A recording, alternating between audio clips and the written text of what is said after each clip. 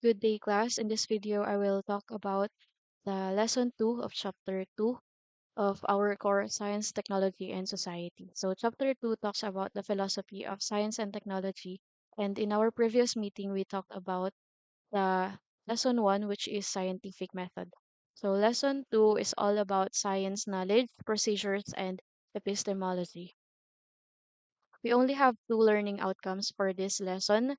Uh, So after this lesson, you should be able to first explain what scientific knowledge is and then discuss the epistemological approach to scientific knowledge. So we will discuss five major points. So para ma-discuss natin yung connections ng scientific knowledge, procedures, and epistemology, we will discuss one by one ano ba yung ibig sabihin ng scientific knowledge, ano ang ibig sabihin ng scientific method, and how the scientific knowledge and scientific method relate to each other. And then we will also discuss yung genuineness of scientific knowledge. Kapag sinabing genuineness, yung truthfulness, how can we trust scientific knowledge. And then, yung production of scientific knowledge, paano ba pinoproduce or paano ba napupunta sa body of knowledge ang isang scientific finding. And then, paano nagko-collaborate ang scientific community. And then lastly is the connection between science and epistemology. So, I made this flowchart to make the topics in this lesson more cohesive. So this flowchart shows the pursuit of scientific knowledge. So it follows, or this is a process that scientists or the scientific community usually follows when they try to study something. So sabi natin that nung last meeting that the scientific method starts with a problem or starts with an indeterminate situation. So ang curiosity or problem, yun din yung start ng pursuit of scientific knowledge. So, kaya siya curiosity slash problem kasi curiosity, pwedeng ang end result lang niya ay knowledge per se. Knowledge mismo. So, not necessarily na mag-solve ng problem. Okay, so that's the pursuit of scientific knowledge. Next, I will briefly discuss yung other parts of this flowchart. But mamaya ko i-discuss yung mas pinalagom na kahulugan nito. So, after na ang curiosity or yung problem ay ma-identify, next, the scientist or scientific community will establish yung epistemological assumptions. Uh, pero itong epistemological assumptions na ito ay actually established na ito. Kailangan lang na yung mga scientists na magkakandak ng scientific method ay aware sila kung ano ba ang epistemological assumptions kasi kailangan yun para sa pagkakandak ng scientific method. So after that is the scientific method which is na-discuss naman na to natin last meeting. And then scientific collaboration. So ano yung kinalaman ng scientific collaboration sa scientific method? And then after ng scientific collaboration is the production of scientific knowledge. And then yung na-produce na scientific knowledge is mag-a-undergo pa siya ng validation or test for genuineness. So ita-test ng another scientific community yung findings ng isang scientist. For example, kung yung findings ba niya ay valid, credible, reliable. So ita-test pa yun bago i-accept as scientific knowledge. Okay, so this is the pursuit of scientific knowledge. So let me ask you this question first. If obtained unethically or immorally, is knowledge still valid? Ibig sabihin, halimbawa ang isang scientist ay may study. Ayun nga lang yung study niya ay nag involve ng mga methods or processes na unethical o kaya ay immoral. So, yung knowledge na yun ba ay still valid? So, in other words, ito, halimbawa, let's see this scenario. So, halimbawa, my group of doctors. So, the group of doctors tested a treatment on patients without their consent. But the data later saved life. Ibig sabihin, yung group ng doctors daw ay in-study yung patients nila. The problem is, yung patients hindi alam na sila pala ay under ng isang study. Tapos yung study na yun ay nag-result sa important findings that can save lives.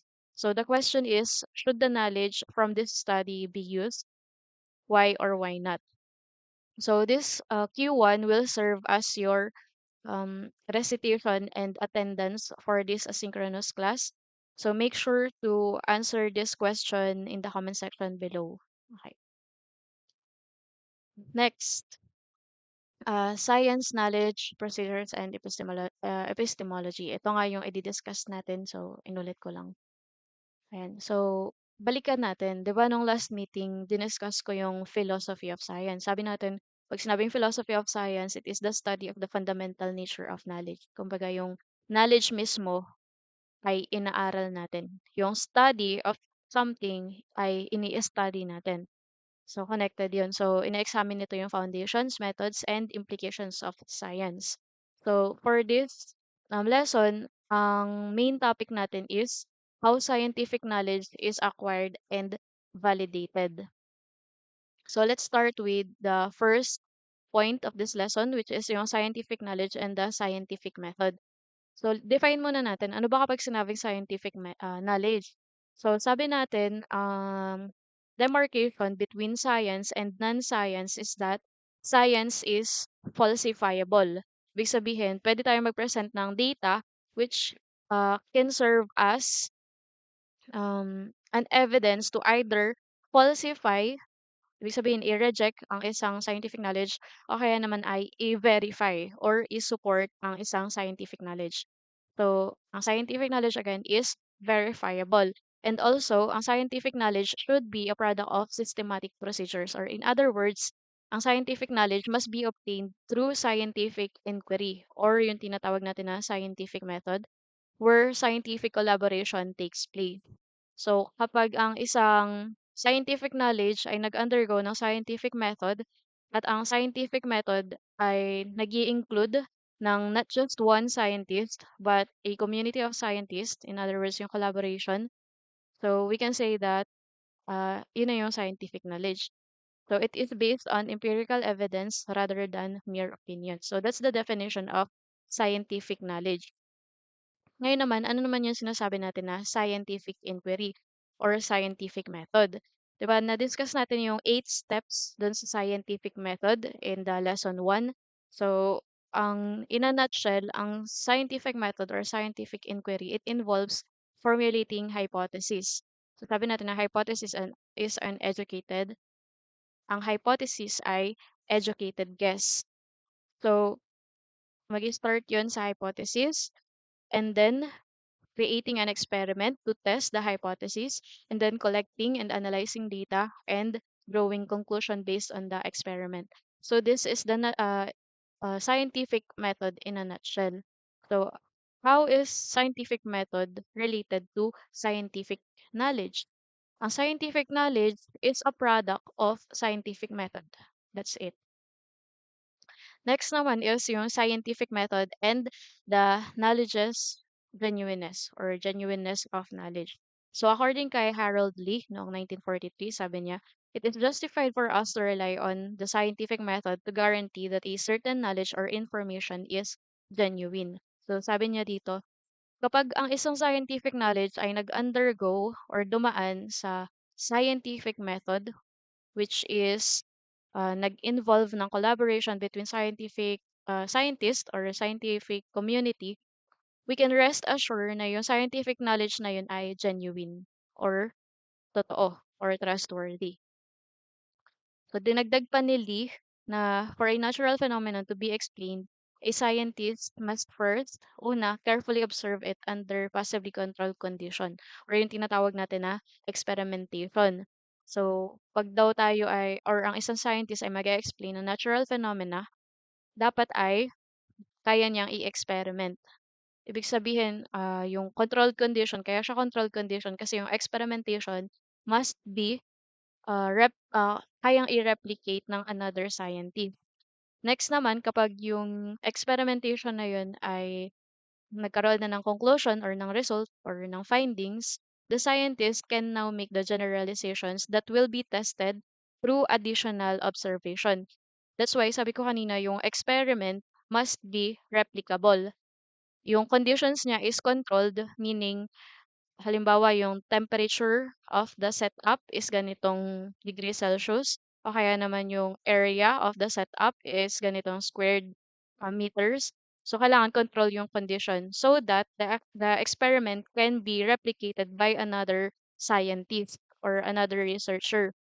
Kasi sabi dito, ah, yung generalization ng isang scientist will be tested pa through additional observation. Yung additional observation can be conducted or must be conducted by another scientist. Then after that, once the hypothesis has been proven correct, puwedeng proven correct, puwede rin naman na rejected.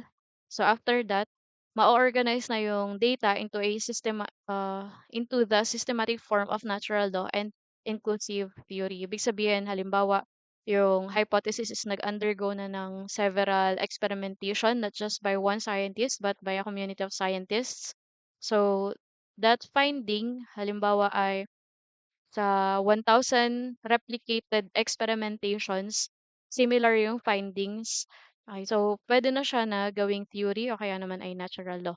So, yung question na how many replications, how many experiments must be done for a finding or generalization to be genuine or to be true, yun yung sinasagot ng epistemology. Next, production of scientific knowledge. So, how is scientific knowledge naman na nag expand. So, according kay C.E. Kenneth Meese, ang scientific knowledge ay nag expand una through laboratory research. Yung sabi nga natin kanina, through controlled conditions. And then, after ng isang research, so may findings ang isang scientist or researcher, so yung findings niya ay ipapublish or yung publication of this knowledge in the form of paper. And then, kapag ang isang knowledge ay nasa paper na, so pwede na siyang basahin ng another researcher or another scientist. Or in other words, dito na mangyayari yung digestion and absorption of knowledge by comparison with similar subjects. Ibig sabihin, maghahanap ng similar subjects dun sa isang subject na ini-study. And then, yung scientific knowledge na yun, kapag siya ay na-establish na, it will be incorporated into book. So sabi ni Kenneth Meese, ang scientific knowledge, ang end game ng isang scientific knowledge ay dapat ma-incorporate into book.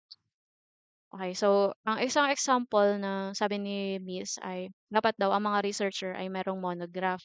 Kapag sinabing monograph, ano siya? Parang research na ginawang libro. Ah, imagine niyo yung thesis. Halimbawa, ang isang college student ay gumawa ng thesis. So, yung thesis na yun ay tinetest yung research ability ng isang student. Pero halimbawa, yung student na yun, halimbawa nag-masters siya o kaya naman nag-PhD, tapos yung topic na yun ay gusto niyang pag-aralan pa. So, pwede siyang gumawa ng monograph. Ibig sabihin, gagawa siya ng libro para yung study niya ay turned into a book.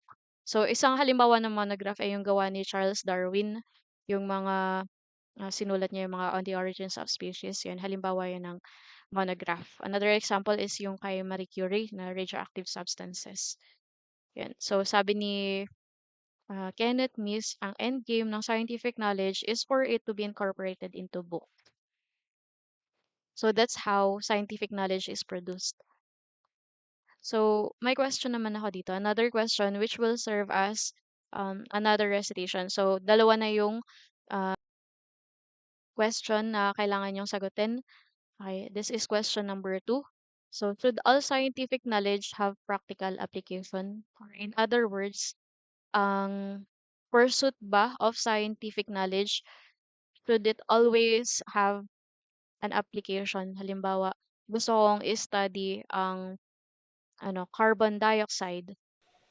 So the question is, okay lang ba na in-study ko yung carbon dioxide for the sake of studying it, for the sake of knowledge itself, or should there always be a practical use or practical application? Ibig sabihin, kailangan ba na may technology na mag-come out from this study na magagamit ng tao? So that's the question. So yung Q1 at saka yung Q2, this will serve as your assignment. So if you will check your Google Classroom, you will see na may classwork done or assignment. So make sure that you follow the instructions and submit the assignment on or before the set due date. Next topic is yung scientific knowledge and scientific collaboration. So, pag sinabi natin yung scientific collaboration, it includes interdisciplinary research. Kapag sinabing interdisciplinary research, yung magkakaibang professions, halimbawa, yung isang biologist at isang chemist, may isang study na gusto silang aralin. So, ginagamit ang collaboration para magkaroon ng different perspective. Kasi halimbawa, ang isang problem ay how trees consume carbon dioxide. Okay, so example lang yun. So, yung trees, it involves biology. Yung buhay ng trees, it involves biology. Tapos yung carbon dioxide naman ay chemical. So, pwedeng yung curiosity or yung pursuit ng knowledge to learn how trees consume carbon dioxide and convert them into oxygen na breathable para sa mga tao. Biologist and chemist can work together para ma-answer yung curiosity na yun or yung problem na yun or yung question na yun. So that's how scientific collaboration work, and that's what interdisciplinary research means. So scientific collaboration enables comprehensive knowledge through interdisciplinary exchange, critique, and shared understanding. So, ano ba yung purpose ng scientific collaboration? So, sabi ko nga kanina, to gather different perspectives. Kasi, ang perspectives ng, halimbawa sa example ko kanina, ang perspective ng chemists ay, syempre, dun sa chemistry of the carbon dioxide and oxygen. Whereas, ang perspective ng biologist ay dun sa parts ng trees, yung processes ng trees, kung paano siya nabubuhay or so on. So, integration of perspectives across disciplines to enhance creativity, problem solving, and research efficiency. So, ang collaborative research practice naman ay nag-involve ng joint formulation of research questions. So, kailangan ang isang collaborative research bago mag-start ay kailangan yung research questions ay pinag kasunduan nung mga scientists from different professions or different discipline, pinagkasunduan dapat 'yan. And then yung research outputs and publications, kailangan before a collaborative research starts, dapat malinaw yung mga questions about publications and so on. And then yung early agreement on authorship and dissemination of results. So, uh, itong collaborative research practice, so it involves yung mga ethical practices ng mga scientists or researchers when they collaborate with each other. Para at the end of the study, hindi sila mag-aaway-away or magkakaroon ng disagreement. So, kailangan itong mga points na to and other ethical points ay kailangan settled before scientists or researchers from different um, disciplines work together. Last topic is yung science and epistemology, which is the main topic for this lesson. So, define muna natin ano ba pag sinabing epistemology. Kapag sinabi natin epistemology, it is the nature and justification of human knowledge. So, nung nakaraan, sa previous lesson, diniscuss natin yung philosophy of science. Kapag sinabing philosophy of science, ano na siya, narrow down, parang specific na siya, na pinag-uusapan natin is scientific knowledge. Ngayon, kapag sinabi namang epistemology, it is broader. So, hindi lang scientific knowledge. Kaya nga sabi natin dito, science and epistemology para yung justification of scientific knowledge. So, ang isa sa mga ways para i-explain yung epistemology and science ay yung pagtatanong ng what means or methods were used to acquire knowledge. Ibig sabihin, paano ba ang isang knowledge ay nalaman? Halimbawa, ang paano nalaman ng mga scientist na ang puno ay nag-a-absorb ng carbon dioxide at nagre-release ng oxygen? Paano nila nalaman yun? So, that's one form of epistemology. One epistemological approach is scientific inquiry or scientific method. Ibig sabihin, para masagot natin itong katanungan na 'to, halimbawa, how do scientists know what they know? Pwede tayong gumamit ng scientific method. So, scientific method is a critical step pagdating sa scientific study or pursuit of scientific knowledge. So, kailangan itong yung halimbawa dito sa ano, what means or methods were used to acquire scientific knowledge. So, it is important to define how the scientific knowledge is acquired. Kasi merong mga instances na ang scientific knowledge ay obtained through immoral means.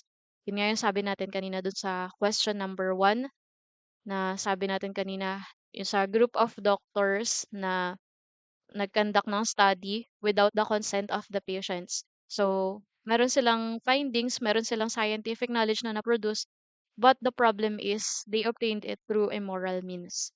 Another ano naman dito, aspect ng epistemology is yung kapag may result na, some scientific knowledge can be morally harmful.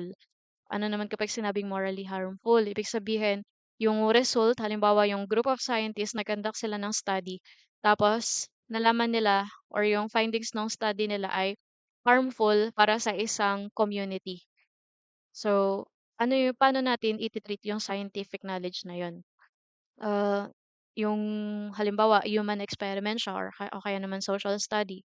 So, kapag yung people na na-study mo ay hindi nagbigay ng consent o kaya naman kapag ang kanilang privacy ay na-violate, so it's an immoral way of doing science according to David Smith. So, papasok ulit yung question na if obtained unethically or immorally, is knowledge still valid? So, this is the very question ng science and epistemology. So, paano natin ititreat ang isang scientific knowledge? Halimbawa, very useful talaga siya. Kaso, either obtained immorally o kaya naman harmful yung result. Paano natin ititreat yung knowledge? So, in addition to sabi ni David Smith, since some knowledge is disseminated and obtained through immoral means, it is only right that this knowledge becomes immoral. So, to answer the question, sabi dito, if obtained unethically or immorally, is knowledge still valid? So, ang sabi ni David Smith, kapag ang scientific knowledge ay obtained through immoral means, consider na siya as immoral. O kaya naman, if the effect of scientific knowledge will be morally harmful or makasasama para sa mga tao, scholars or scientists have the moral responsibility to respond and prevent this harm. So, kailangan pigilan natin or ng mga scholars or scientists na makasama yung kanilang scientific findings or scientific knowledge. So, magbibigay ako ng examples ng mga scientific knowledge that are either obtained through immoral means o kaya naman ay morally harmful. Okay, so ito ay examples ng mga knowledge obtained through immoral means. Ang pinakasikat na example dito ay yung human experimentation dun sa Nazi, dun sa Germany noong World War II. So, kung familiar kayo dun sa Nazi camp, so ito ay inimprison nila yung mga Jews and then yung Jews ay pinag-aralan nila. So, yung mga Jew na nasa prison, halimbawa ito, na-subject sila sa hypothermia, sa high altitude, and infection without their consent. So, walang magawa yung mga Jew kasi pinilit sila or nag-undergo sila ng study. So, may mga Nazi scientists and doctors na pinag-aralan yung mga tao na naka-imprison. So, immoral siya kasi some of them did not even receive anesthesia. So, may extreme pain, extreme suffering, plus walang consent. Tapos, na-violate yung human dignity. So, this is an example of scientific knowledge obtained through immoral means. So, ano ba yung mga findings dito sa Nazi human experimentation? So, ilan sa ginawa nila ng Nazi ay nag-test sila halimbawa ng mga vaccines o kaya ng drugs, yung mga gamot, mga pharmaceutical drugs. Tinest nila dun sa kanilang prisoners without their consent. So, yun. So, you can do a further research on how the Nazi human experimentation happened during the World War II. Another example ay yung sa Tuskegee syphilis study. So, ang nangyari dito ay African American men with syphilis were deliberately left untreated even after penicillin became available. So, tinas nila yung syphilis dito sa African American men. So, sa halip na sila ay i-treat, sila ay hinayaan na hindi treated para kahit na available na yung penicillin. So, researchers observe disease progression kasi gusto nilang i-observe paano ba po-progress or paano lumalala ang syphilis. Yun. So, why is it immoral? Because it no, may deception. So, instead of treating them, so wala palang binibigay na treatment. Tapos lack of informed consent and preventable harm. Ibig sabihin, meron naman silang pwedeng gawin na solution para hindi lumala yung sakit ng mga ditong African American men pero hindi nila binigyan ng solution. Next is yung Henrietta Lacks and HeLa cells. So, si Henrietta Lack ay isang, I think, cancer patient. Tapos, ang ginawa sa kanya, cancer cells were taken without her knowledge or consent. So, ang nangyari dun sa HeLa cells ay it led to major breakthroughs in cancer research and vaccines. So, nakatulong naman yung knowledge about sa cancer research and vaccine. Kaso nga lang ay hindi alam ni Henrietta Lacks na pinag-aaralan na pala yung katawan niya. So, so may absent ang consent and exploitation. So, merong exploitation na nangyari. Another naman, ito ay scientific knowledge that is morally harmful naman. So, yung diniscuss natin kanina ay scientific knowledge that are obtained through immoral means. Ito naman, morally harmful. So, isa sa morally harmful na scientific knowledge ay yung nuclear weapon, which is, isa sa pioneer nito ay si Oppenheimer. So, yung knowledge of nuclear fission and chain reactions enabled atomic bombs. So, ano ba nangyari dito sa nuclear weapon? Ginamit nila sa Nagasaki and sa ano yun? Hiroshima. So, ano nangyari? It resulted in mass civilian deaths and ongoing existential threat. Ongoing siya kasi hindi natin alam sino kaya sa mga bansa yung may nuclear weapon. 'Di ba? Ano siya? Threat siya para sa atin, para sa mundo actually.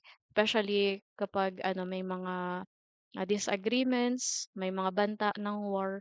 So because of the knowledge on the nuclear weapons, yun, it becomes a danger to us. So why is it morally harmful? Because of large scale destructive potential. Kung sino man yung country or scientist na maggawa ng weapon na nuclear. Another naman ay yung eugenics or yung scientific racism.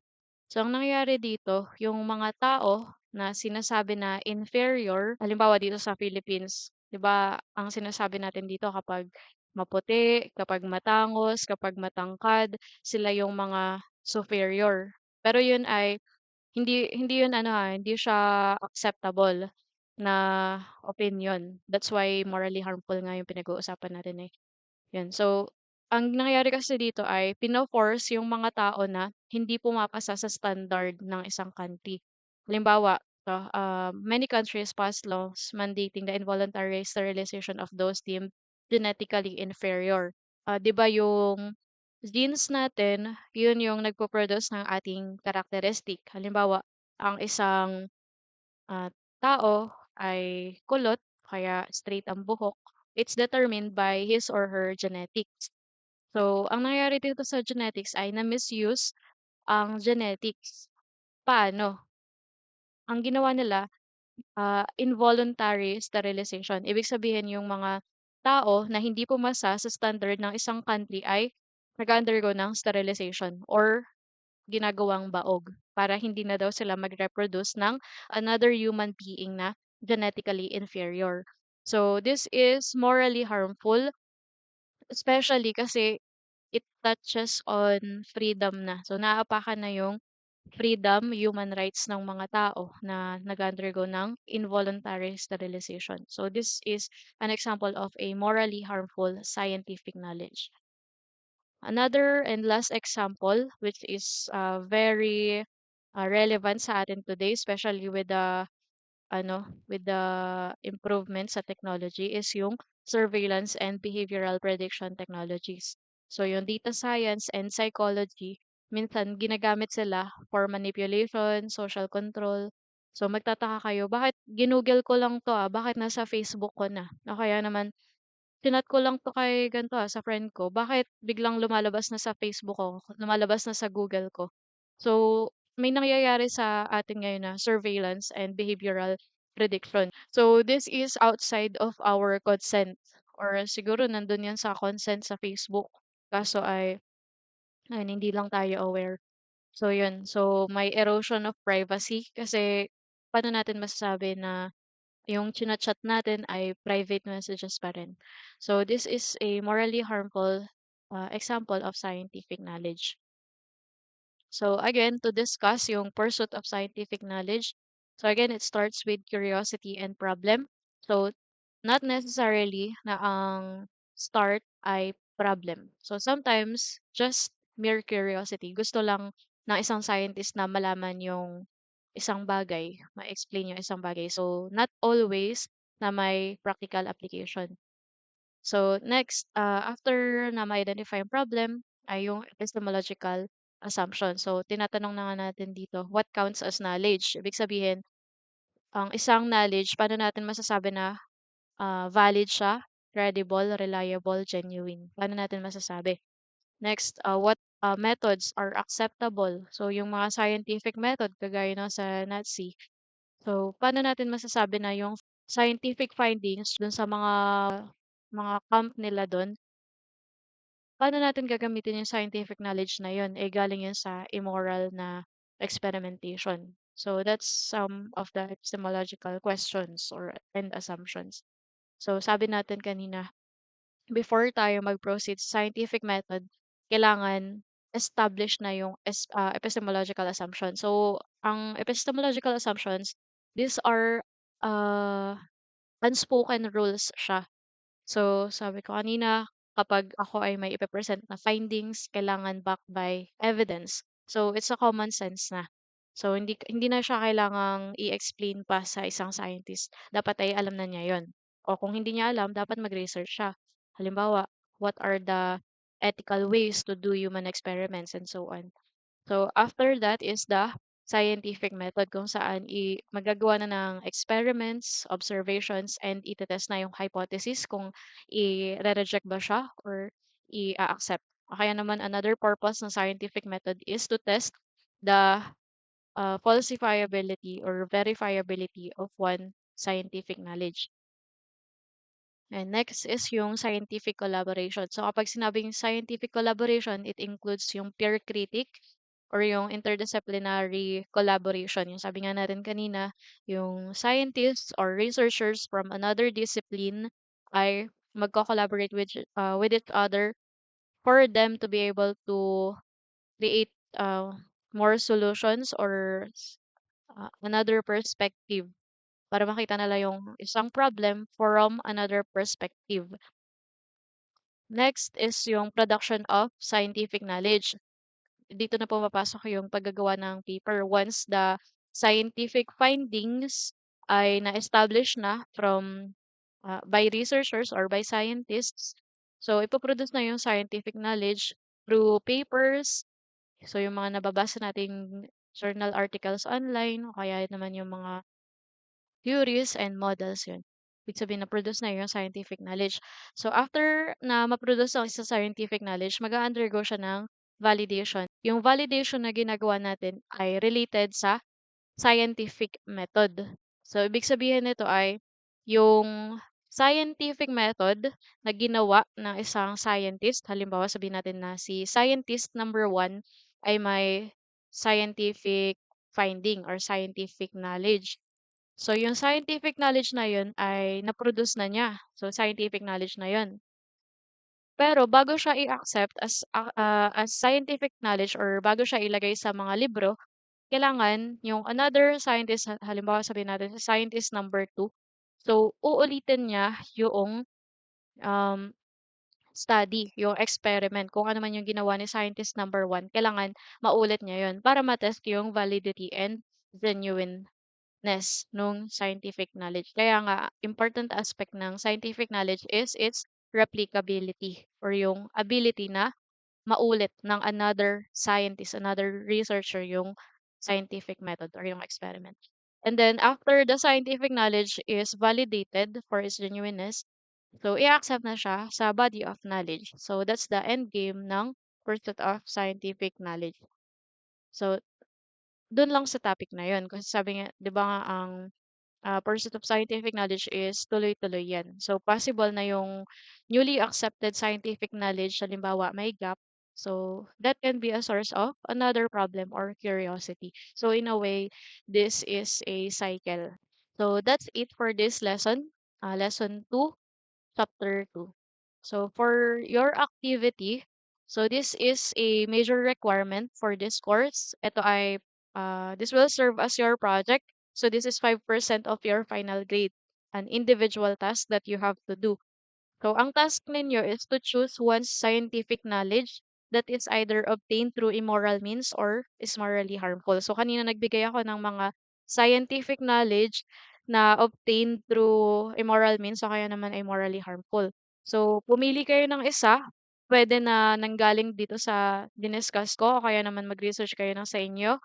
Tapos, maganda kayo ng research on it and then report your findings.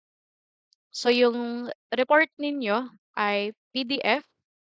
Ang format ay PDF, tapos paragraph format with relevant graphics and images.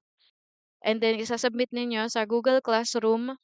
Ang due date ay sa January 9, 2026.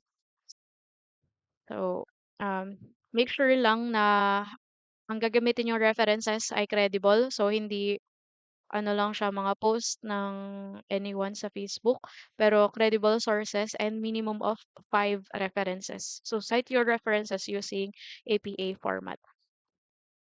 Paano nyo gagawin yung report? So, sabi ko kanina, paragraph form and use the following questions to guide you in writing your report. So, di ko na iisa-isahin tong mga to. So, 16 ito lahat-lahat. So, make sure na may isa-isa nyo tong question dun sa report ninyo. So again, this project or this activity is 5% of your final grade. So make sure na gagawin nyo ng maigi ito.